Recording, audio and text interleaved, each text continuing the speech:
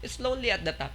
So there are certain moments that although tama naman na we have to trust din kahit papano sa mga tao, dapat naman talaga na magtiwala tayo sa mga tao, but there are certain moments in our life that you have to face circumstances by yourself. Na kailangan harapin mo yun nang ikaw lang mag-isa talaga. Okay? There is lesson in isolation, kapatid. There are a lot of lesson that na pwede mo lang matutunan when you are isolate.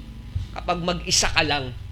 Okay? Whenever we are in valleys of our life, may mga ginintuang aral na dapat matutunan po natin. Na hindi mo matutunan pag marami kayo. Okay? And then sometimes our trust, not only in people, sometimes our trust then resides in our ability. Kasi may kakayahan tayo, may karangyaan tayo. Okay, sometimes our trust is in material things. Okay, dahil marami tayong pera, maganda yung trabaho natin. Simple lang sa akin yan. Ano naman ang trabaho ko eh. Mataas naman ang sweldo ko eh. Okay? Or mataas naman ang pinag-aralan ko eh. Kumikita nga ako ng 10,000 per day. Di ba? Sana all. Sometimes our trust is in our ability, okay, in our strength, in our background, or the things that we can do. Sometimes nandoon yung trust natin. Pero paano kung biglang kunin ng Panginoon yung walang natira? Okay? Is it possible na bigla na lang gumuha ang lahat? Yes! It is indeed possible. Sino makapagsasabi kung bigla ka lang masunugan? Knock on the wood. Okay. Di ba? Sabi nga, di bali nang manakawan ka, huwag ka lang masunugan. At least kasi pag nanakaw, may matitira pa. Pag nasunugan, but again, who can tell? Sinong makapagsasabi? Kaya na minsan, malakas pa tayo, pero alam mo, nasa isang iglap, pag tamaan ka ng karamdaman, biglang wala yun. Lahat ng inipon mo, lahat ng pinaghirapan mo, savings, insurance, pag ikaw nagkaroon ng karamdaman, lahat din ubos. Diba? Okay? And kung nandoon yung tiwala natin, alam mo na sa isang iglap, pwede lang siyang mawala. Okay? But again, these are also possibilities. Pwedeng mangyari yan. Pwede ba yun na all of the sudden, mawalan tayo ng mga tao na sinasandigan natin? Yes! Pwede yun. Imagine yung mga bata sa Ampunan, di ba? Yung sa Pampanga. Mahal na mahal nila yung orphanage. And then, biglang pagising nila, wala na. Pwede ba? Yes! Pwedeng mawala yun. Pwedeng mangyari yun. Sa bawat isa sa atin. Okay, pwede ba yung magising na lang tayo, all of the sudden, hindi na tayo makapagsalita, hindi na tayo makakilos, mawalan tayo? Yes, it is possible. It is possible. Okay, but again, yun na ano natin eh. Knock on the wood. Pag ano na tayo, wag naman sana. But again, it is a possibility. Right? Alam mo na pwedeng mangyari yan. Kahit kanino, kahit kailan, hindi natin alam. Biglang sa isang iglap, magbago yung ihip ng pamumuhay natin na yung mga dati mong nakasanayan, biglang mawala. Imagine Job, di ba? Ganda-ganda ng buhay niya. Nasa kanya lahat eh. Daniel Padilla siya eh. Nasa kanya na lahat. Di ba? And then sa isang iglap, nawalan siya ng kabuhayan. Hindi siya hindi pa natatapos magsalita yung servant niya, may dumadating na naman. Just imagine that, di ba? And lahat ng yun, it is uncontrollable. Okay? Unexpected. Everything. Pero ang sabi ni Job, I know that my Redeemer will come. Sabi niya. Okay? Though he slay me, still will I trust in him. Yun ang sabi ni Job. Okay? Kaya nga, nung pinag-aaralan ko po yung message, I am truly blessed, sabi ko. No Lord, there are moments in our life na we have to face this alone. Okay, may mga tinatanggal mo yung mga tao na pinagkakatiwalaan namin, dinedependahan namin.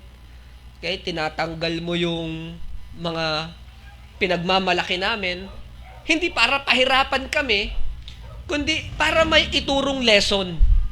Na meron tayong aral na makuha that will aid our maturity because if that will aid our maturity, eventually it will be resulted, i-glorify mo ang Panginoon eh.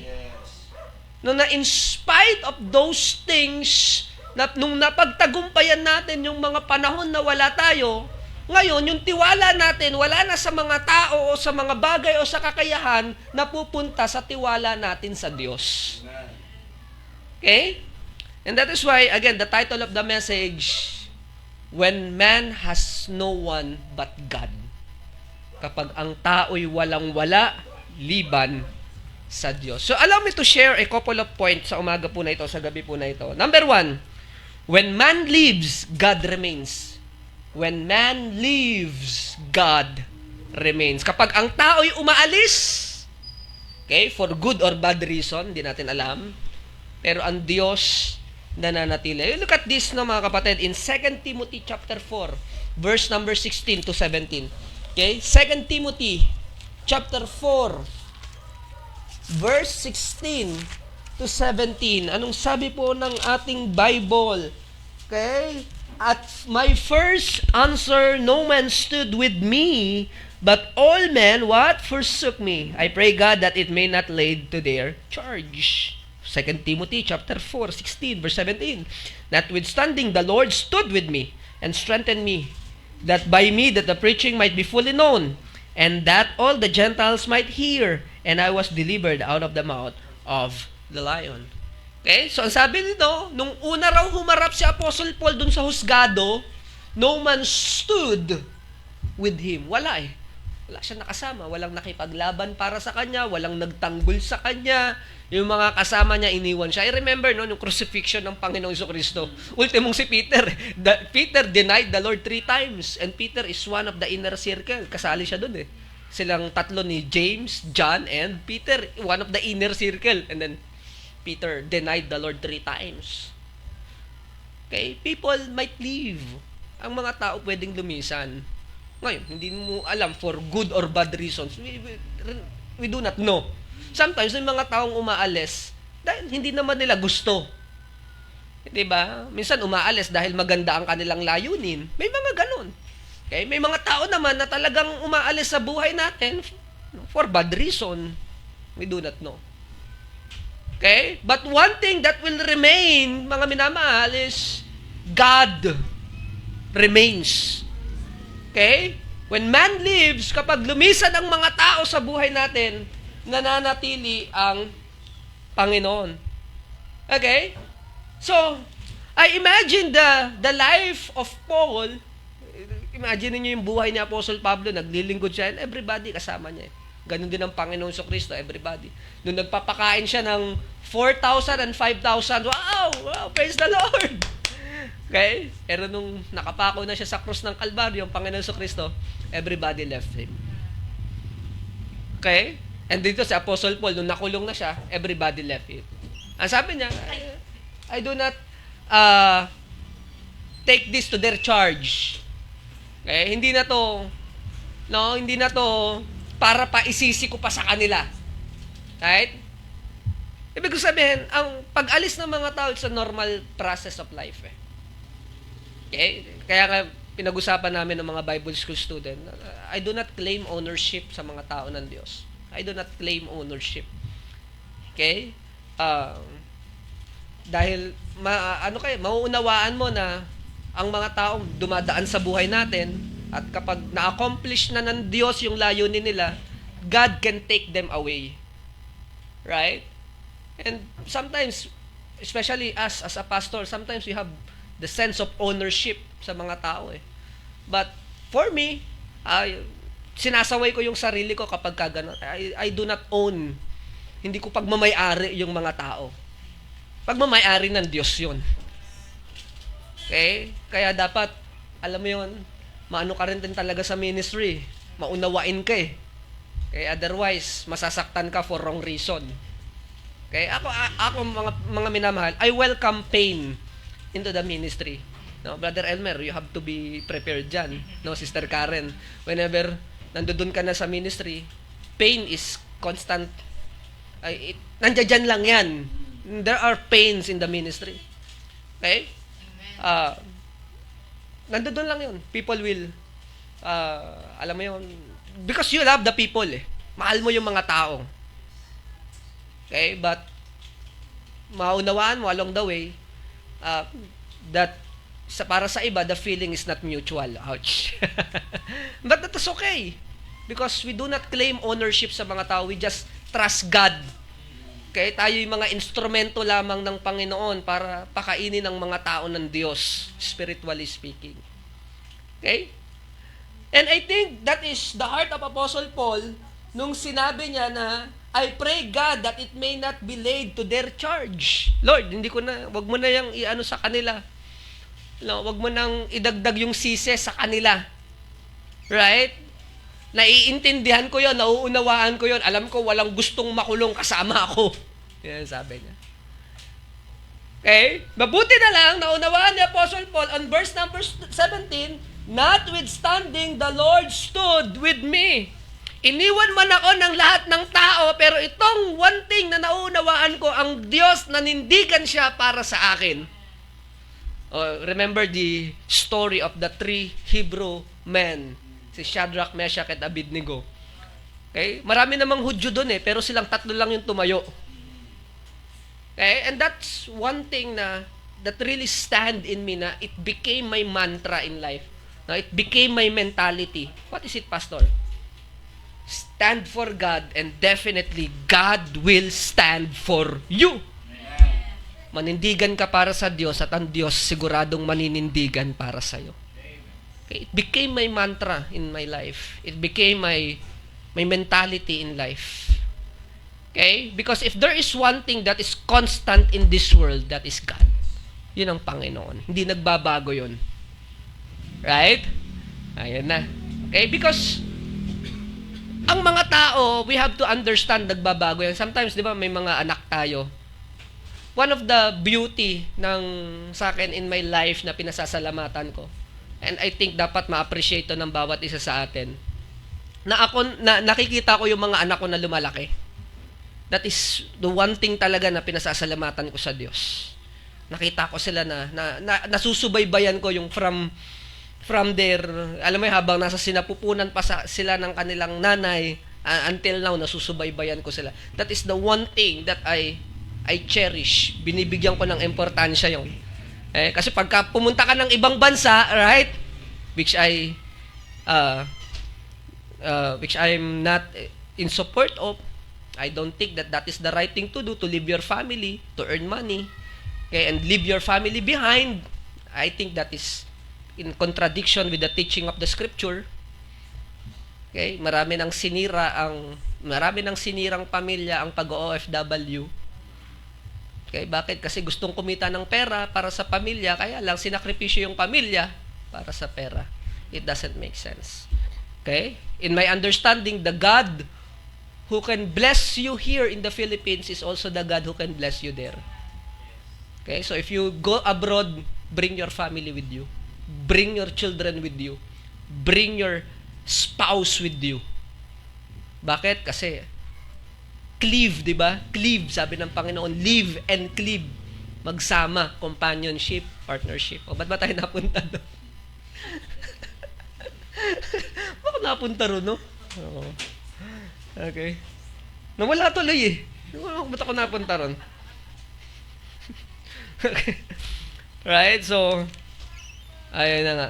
Yung man change, people change. Nagpapasalamat ako na nasaksihan ko yung mga anak ko na lumalaki.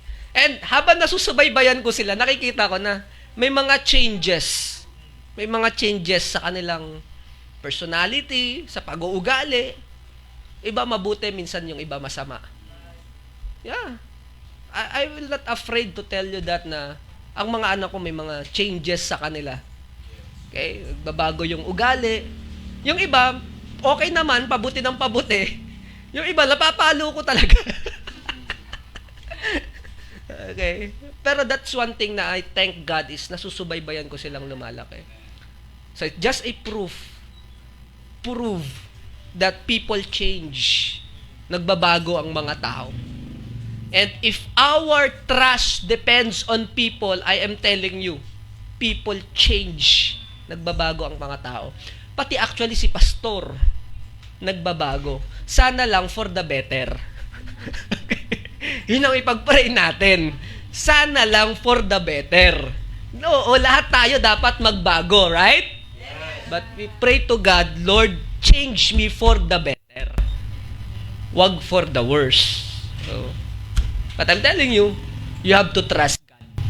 Pagtiwalaan natin ng Panginoon. Sabi nga ng Bible, it is, yung to put confidence in God than man. No, yung nakalagay sa Bible. Alright. So that is point number 1. When man lives, God remains. Number 2. When strength fails, God sustains. When strength fails, God sustains. Kapag nawala na yung mga pinagmamalaki natin, pag nawala na yung mga kakayahan natin, yung mga bagay na kaya nating gawin. And yes, sa isang iglap pwedeng mawala yun. Sa isang iglap. I remember the story of Joseph. Joseph is the favorite son. Hindi si brother Joseph. Joseph, yung anak ni Jacob, yung pangalawa sa bunso. Yung paborito niya yun kasi anak niya yun sa kanyang first love eh. Oh, diba? Kaya paborito niya yan si Joseph. Okay? Okay? So, Joseph is the favorite son. Imagine, no? 11 or 12 kayong magkakapatid. 11 lang muna kasi wala pa si Benjamin that time. 11 kayong magkakapatid, ikaw ang favorite. Wow! Bariin mo yun. Hindi ko rin maano si Jacob. Mahirap naman maging patas. 11 yan eh. Ano, kung meron yung isa, meron ng lahat. 11 yan. Ay, hirap. Mahirap maging patas. Oh. Okay?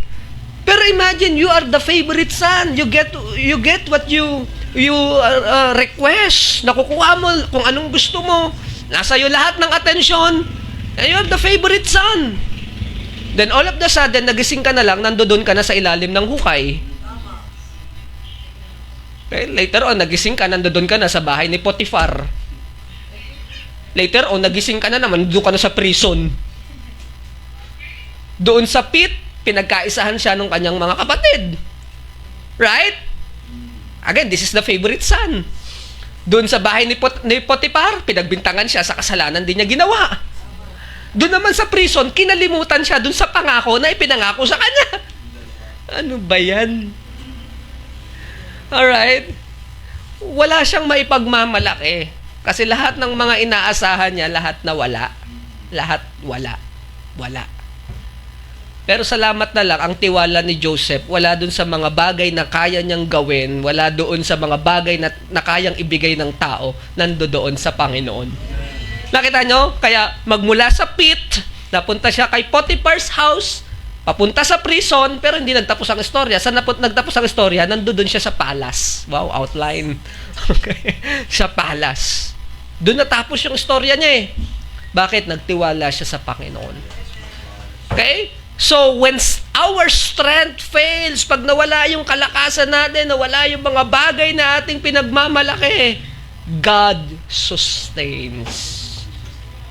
Okay? Praise the Lord for sustainability na ipinagkakaloob ng Panginoon. Yung provision ng Panginoon sa atin, hindi talaga siya nagkukulang. Amen. Praise the Lord for that. Okay? I remember the story of Moses. Okay? Si Moses, ano to eh? Egyptian, ang ano to eh? Prince of Egypt to eh. Diba kasi inampun siya nung anak ng Pharaoh? Okay, inampun siya eh. Okay, so, si Moses, he is actually a prince. Prinsipa yan sa Ehipto. Okay? Pero nung nandoon siya sa Ehipto, nasa kanya, sabi nga ng Hebrews, aral siya sa lahat ng aspeto ng Egypt eh. Alam nyo, ang Egypt, kilalang-kilala yan sa sa mathematics. Okay? Sa kanila, pag pinag-aaralan natin, elementary, high school, geometry, yung kung ano-anong mga computation, lahat yan nagsimula sa Egypt eh. Yung mga sukat ng kamay, lahat yan galing sa Egypt yan eh. Aral dyan si Moses. He's a prince. He spent 40 years of his life dyan siya sa Egypt. Okay? Pero not until nadalhin siya ng Panginoon sa Midian, habang nag-iisa siya sa Midian. Okay? Umakyat siya doon sa bundok at doon niya nakita yung burning bush na hindi nauubos, natutupok. Okay? Lahat ng aral niya, baliwala na, di ba? Kaya nung kinausap siya ng burning bush, ano naman, bulol naman ako. Wala naman akong kakayaan. Bakit? 40 years na lumipas eh. Kaya mga kausap niya, mga kambing, mga tupa eh. Di ba? 1 plus 1, wala na. Tanggal yung talino niya eh. Hindi nasa. Wala na eh. Kung ba naman, araw-araw na buhay mo, kausap mo, puro tupat kambing eh. Wala na. Yung lahat nung dati scientist siya ngayon, sayang na. Scientist. Diba? Wala na. Burado na lahat eh. Okay, pero nung walang-wala na siya, kapatid, wala yung talino, wala yung kakayahan, wala yung pinag-aralan, wala yung university, wala yung estado ng pagiging prinsipe, dun niya natagpuan ng Panginoon habang nag-iisa siya. Grabe. Habang nag-iisa siya. So again, yes, isolation is lonely. Malungkot talaga yan. But it doesn't mean it is a tragedy. Bakit? Kasi may mga pagkakataon na sa ating pag-iisa, doon natin mas nakikilala ang Panginoon. Okay? So when our strength fails, God sustains. Okay? Kaya nga pag binasa natin yung Psalm 73, yung key text natin kanina, pag binasa po ninyo yun, Psalm 73. Okay? Ang sabi dyan, look at this on Psalm 73, verse number 26. My flesh and my heart faileth. Wala na. Yung flesh daw niya, yung katawan niya, wala na. Faileth. Pati yung kanyang puso, gusto na sumuko. Kanyang damdamin, wala na. Suko na siya. Again, depression is real. Totoo yan. I remember yung prophet, di ba? Yung nag-pray siya sa Panginoon, Lord, gusto ko nang mamatay. Yes. May propeta na nag-pray ng gano'n. I forget if that is Elijah or Elisha. Lord, kunin mo na lang ako. Wala nang saysay ang buhay na ito. Di ba? Oo, biruin mo yun. Di ba? That is real. Okay? And dito, sa book of Psalms, ang sabi niya, my flesh and my heart faileth. Ayoko na, Lord. But look at this. But God is the strength of my heart and my portion forever. Okay, so when strength fails, God sustains. And lastly, number 1 natin, when man lives, God remains. Number 2, when strength fails, God sustains. Look at this. When hope seems gone, kapag wala ka ng pag-asa, God give assurance. Nagbibigay ang Panginoon ng kasiguraduhan. Okay, you look at this in the life of Job, no, mga kapatid. Wala nang pag-asa to. Okay, nawala na sa kanya yung kanyang kayamanan, nawala sa kanya yung kanyang kalusugan, nawala yung kanyang mga anak. Nung unang panahon, 'di ba, kasi ang sabi nga ng Bible yung mga anak daw, children are the heritage of the Lord. Mas marami, mas maganda, mas masaya. Okay, sa isang iglap biglang nawala lahat. Pati yung kanyang mga yaman, pati yung kanyang pati yung mga servants niya, pati kamo yung suporta ng asawa niya, nawala rin. Wala nang pag-asa. Pati yung mga kaibigan niya, sabi ng mga kaibigan, hindi, kaya nangyari sa iyo kasi makasalanan ka. Yun ang pag pinag-aralan mo yung Job, yun yung inaanuhan ng dialogue nung magkakaibigan eh. Si Job naman, hindi totoo yan. Hindi, kaya hindi mangyayari sa iyo kung hindi ka kung hindi ka makasalanan. Makasalanan ka talaga. Yun yung discourse nun, yun yung dialogue nun eh. Okay? But look at this, when hope seems gone, para bang wala ka ng pag-asa, God gives an assurance. Okay? When you study the life of Job, no mga kapatid, when you study the life of Job, kasi tayo, ang ganda nakita natin na nandoon tayo, spectator tayo sa buhay ni Job Nakita natin yung simula, bakit nangyari yon, and then nakita natin yung katapusan. Okay? Pinagpala siya ng Panginoon Pinagpala siya ng Panginoon. Sobra-sobra pa. Although, hindi ako naniniwala dun sa may kapalit yung anak, kung walang kapalit yun, kasi iba-iba yun eh. Okay? Yung minsan kasi sinasabi, hindi, pinalitan naman ng Diyos. Yung mga anak, hindi yan something na pinapalitan. Hindi ganun yun. Mahal natin yan, pare-pareho yan, iba-iba yun. Okay? Pero, pinagpala pa rin siya ng Panginoon. Okay? Siguro magsasabi, sana yung asawa na lang yung pinalitan niya. Kasi ayaw sumuporta. Diba? I do not know. Okay? But look at this na mga kapatid. Ang ganda nung nangyari sa buhay ni Job eh. No? Ang ganda nung nangyari sa buhay ni Job. Akala mo wala nang pag-asa pero meron. Ibig sabihin, mga kapatid, sometimes, anong chapter na kaya tayo sa kung ang buhay natin ay mahihahalin tulad sa buhay ni Job, nasa anong chapter kaya tayo? I want you to know that the chapter of your life is not yet finished. God is not done with you yet. Hindi pa tapos ang Panginoon sa'yo. Hindi pa. Diba? I remember pa rin yung tatlong Hebrew men, Shadrach, Meshach at Abednego. Wala na talagang pag-asa, itinapon sa apoy. Tinapon sa apoy eh. Kita nila, di ba tatlo yung tinapon natin? Tapos para nga makatiyak, nasunog talaga, pinainit 7 times eh. Na ultimum yung mga nagtapon, sila mismo natupok eh. Gulaking gulat nung hari, di ba? Tatlo lang yung tinapon natin.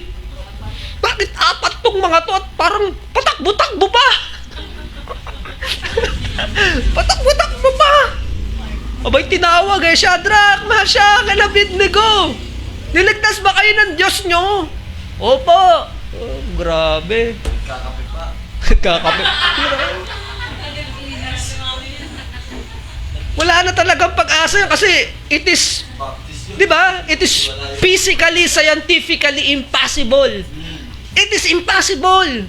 Walang pag-asa. It is impossible, impossible, impossible. Walang pag-asa. But, again, if you have God in your life, there's no such thing as no hope. Hindi pwedeng wala kang pag-asa. Yes. Hindi pwede. Because Jesus, He is our blessed hope. Okay? Siya yung ating talagang pinagpalang pag-asa, our blessed hope. Okay? So you look at this, no, mga kapatid. When hope seems God gives assurance. Okay? You look at Psalms 23. Napakaganda nun. Ano yun? The Lord is my shepherd, I shall not want. He maketh me to lie down in green pasture. I imagine that, no? Green pasture. Wow, sarap ng buhay. Green pasture. He leadeth me beside the still water. Wow, banayad na tubig. He restoreth my soul. Ano sunod doon? He leadeth me in the path of righteousness for His name's sake. Okay, ano sunod? Yet, though I walk through the valley. wala na siya dun sa still waters. Okay? Wala na siya dun sa green pastures. Wala na. Saan na siya? Yet, though I walk in the valley of the shadow of death. Ando dun na siya. Okay? I will fear no evil, for thou art with me, thy rod and thy staff, they comfort me. Right? Ano sa doon? Kayong thou prepares a table. Nakita mo? Naghanda daw ang Diyos ng table. Ano yung table? Parang it symbols hapagkainan. Thou prepares a table for me in what? In the presence of mine enemies. Imagine naggegera tapos ikaw kumakain. Tawa mo yun? Because God is with you. Sometimes ang kapayapaan wala sa labas pero nasa loob. Thou prepares a table before me in the presence of my enemies. Ano sunod? Thou anointest my head with oil. Okay? It signifies approval of God. My cup runneth over. Ano sunod? Surely goodness and mercy shall follow me all the days of my life. And what will happen? And I will dwell in the house of the Lord forever. Okay? So imagine, nung nandoon siya sa valley of the shadow of death, that is a place of no hope, that is a place of darkness, a place of hunger, the place of thirst, the place of danger, the place of tragedy, it seems there is no hope. Okay? But if God is with you, there's no such thing as no hope. Palaging merong pag-asa. Bakit? Valley, hindi ka naman habang buhay nandoon sa valley, ibabangon ka ng Panginoon. Kaya magmula dun sa valley, saan ka daw magdedwell? And I will dwell in the house of the Lord forever. God is not done with you. Hindi pa tapos ang Panginoon sa atin. Praise the Lord, no? Minsan may mga problema tayo sa pamilya, valley lang yan. No? Lambak lang yan. Hindi pa tapos ang Diyos sa atin. Minsan may mga challenges tayo personally, valley lang yan. Minsan naman, naranasan naman natin yung still water sa green pasture. Hindi ba? Hindi naman tayo habang buhay nasa valley. Pero praise the Lord, spoiler alert kasi nga, sabi dito, and I will dwell in the house of the Lord forever. At the end of our story, dun tayo sa tahanan ng ating Panginoon. Again, when hope seems gone, God gives assurance. Okay? Number 1, ano daw? When man leaves, God remains. Kapag umaalis ang mga tao sa buhay natin, masakit yon, yes. It's painful. Okay? These are people that we love. Pinahahalagahan mo yan. Masakit yun. And that's painful. Pero praise the Lord, ang Diyos nananatili. Kanya iwanan. Sabi nga ng Panginoon, I will never leave you nor forsake you. Okay? When strength fails, God sustains. So, may mga pagkakataon, baka magising ka na lang, wala ka ng kakayahan, wala ka ng trabaho, wala kang hanap buhay. Yung mga dating pinagmamalaki natin, biglang mawala. That's okay. Okay? God will continue to sustain us. I have been young and now I am old, yet I have never seen the righteous forsaken, nor his seed begging for bread. Okay? And lastly, number 3, when hope seems gone, God gives assurance.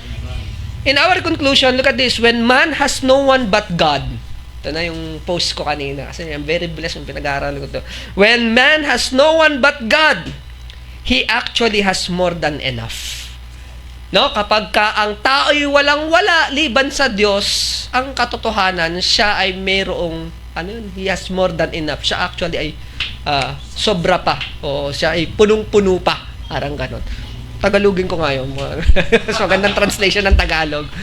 So, when man has no one but God, he actually has more than enough. Because God is sufficient. God is enough. I remember Paul, no? Lord, tanggalin mo sa akin to. Number 1. Lord, tanggalin mo sa akin to. Number 2. Lord, tanggalin mo sa akin to. Number 3, yung kanyang thorn in the flesh.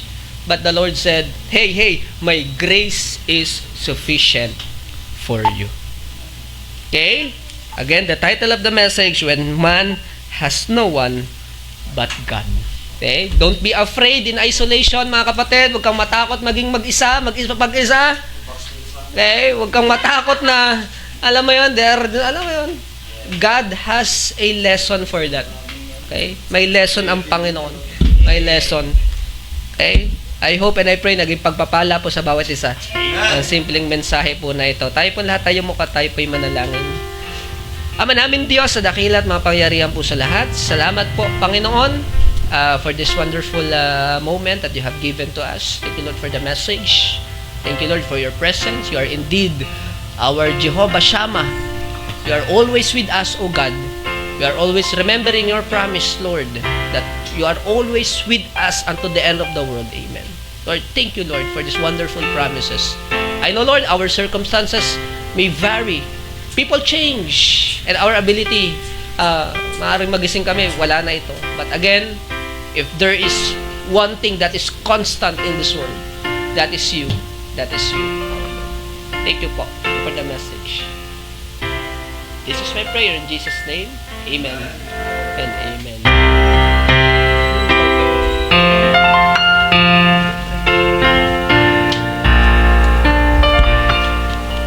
Amen. Lolo. Amen. Maraming salamat Pastor Ronald Tutol sa reminder po ng salita ng Panginoon. Napakaganda po ng mensahe. Talagang malapit na sana ako mag-backslide sa Bible School. Pero salamat sa mensahe po ng ating pastor sa talaga nakaka-bless na talagang minsan sa ating buhay po nag-iisa tayo, parang gusto na nating sumuko. Pero talagang may minsan pinaparealize sa atin ng Panginoon na dapat huwag tayong sumuko at dapat lagi tayong tumuon sa ating Panginoon. At thank you Pastor Ronald Tutol, at talagang blessing po ang mensahe po sa gabing ito, at wala tayong dahilan para sumuko sa paglilingkod po sa ating Panginoon. At tayo po ay pagpipray, no, para po sa mga event po natin, sama-sama po tayong manalangin. At ano Pastor, ano bang sinong ako na po? Okay, mag-pray tayo at tayo po yumuko at pumikit. Maraming Diyos, dakila, makapangyarihan sa lahat. Maraming salamat o Diyos sa napakaganda pong mensahe, Panginoon, na aming o Diyos napakinggan sa gabing ito.